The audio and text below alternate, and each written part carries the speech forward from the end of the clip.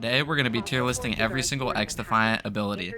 Currently there are 3 different types of abilities, and these consist of passive traits, activated abilities, and ultimates.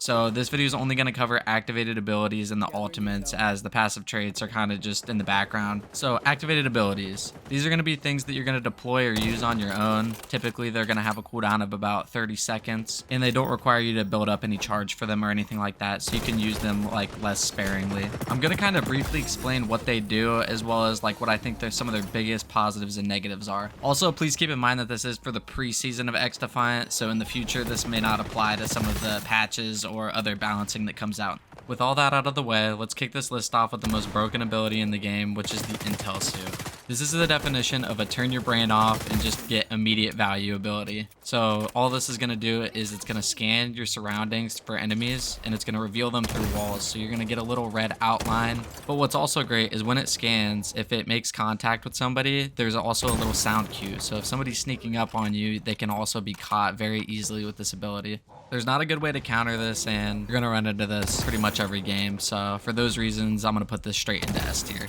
Moving on, we have the mag barrier, which is a one-way wall basically that you can throw down wherever you want.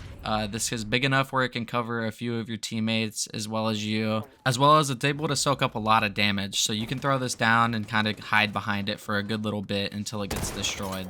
EMP grenades will take this out, but you know, not a ton of people are gonna run those and be able to counter it super easily, especially if you have multiple people on your team running this. So I'm gonna throw this in A tier because I don't think it's quite as good as the intel suit, but it's very solid. Next we have the El Remedio, which is a healing ability. So this is something that you can toss down on an objective and heal your entire team. This will allow you to engage in a lot of gunfights that you shouldn't take. There's really no downside to this ability. It can be destroyed, so you gotta watch out where you throw it. But other than that, this is a really strong healing ability, and I'm gonna put it straight into the B tier.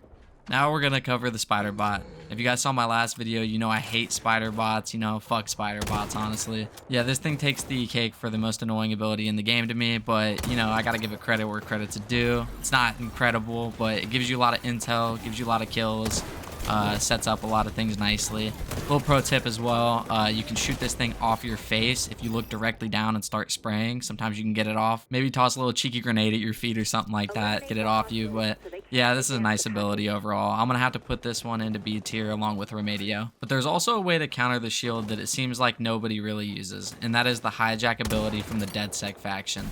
This ability goes unnoticed almost entirely. I've never seen anybody run this in my game, and I just want to know if anybody actually experiences the same thing, because I feel like nobody knows about this ability.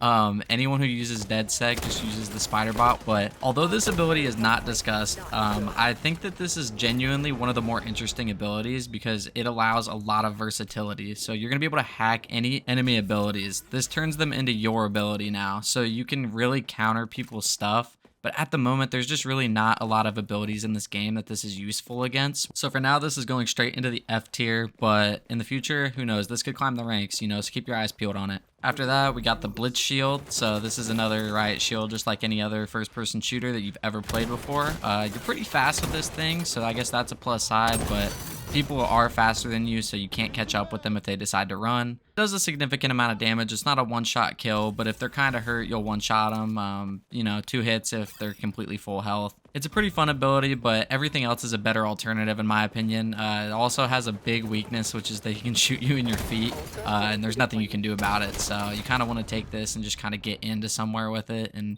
that's about it. So yeah, this is going into F tier. Next, we got the active camo. This is more similar to Halo and not like Harry Potter.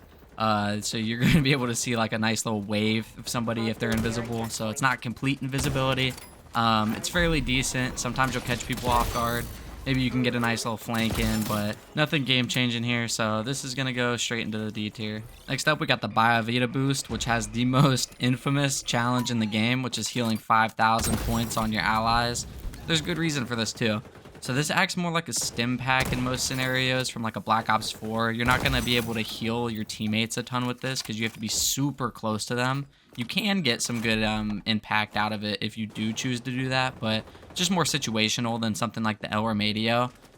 It also doesn't heal quite as good as the El Remedio, so there's not really a good reason to use this over that one. I guess it can't be destroyed, but yeah, it doesn't heal great. So I'm going to put this in D along with the active camo.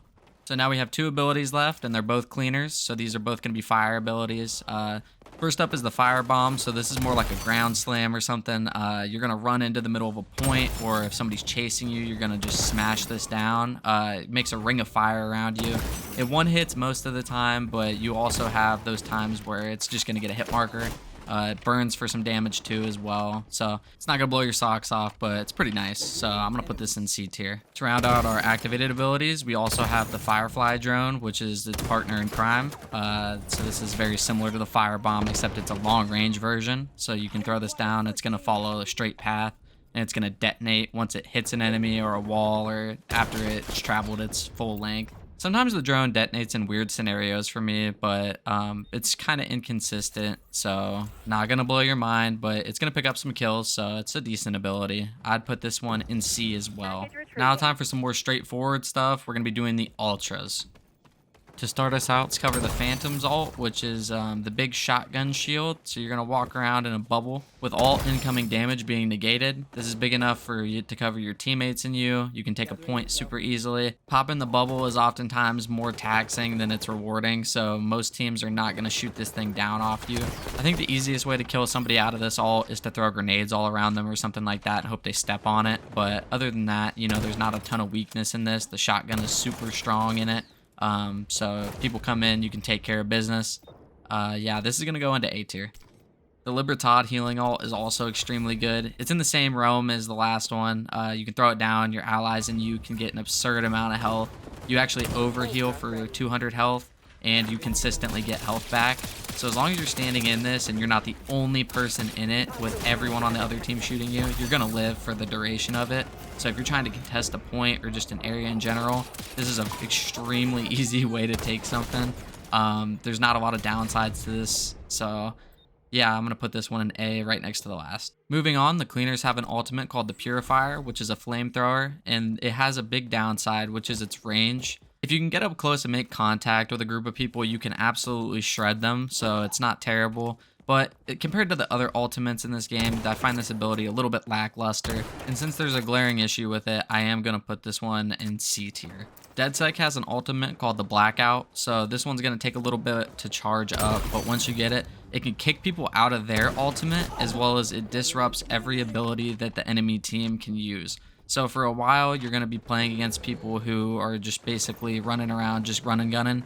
You can catch a lot of people with their pants down, you know, take all the abilities out of the equation. It's pretty good, so I'll put this one in the B tier. And last but not least, we have the sonar goggles. And if you've played this game, there should be no surprise where this one's going. This ultimate is the intel suit on crack, so you can see every single person on the enemy team throughout the entire map. But that's not all. This ability also is paired with a pistol that 1 to 2 shots every single enemy. There is legitimately no downside to this ultimate, and it is extremely easy to use. A quick side note is that every single ultimate in this game is actually on a timer rather than a certain amount of bullets that you get or something like that. So during this entire duration, you can keep shooting that pistol rapid fire and reloading it, which is kind of just bringing a tear to my eye talking about it. I'm expecting them to tamper with this in the future, but as of right now, this is the most obvious S tier. So that's it. We've covered every single activated ability in Ultimate and XDefiant. I'm going to real quick throw up both of the tier lists so that you can see my final thoughts and opinions on all of these, and feel free to pause the video if you need to take a second to look at them.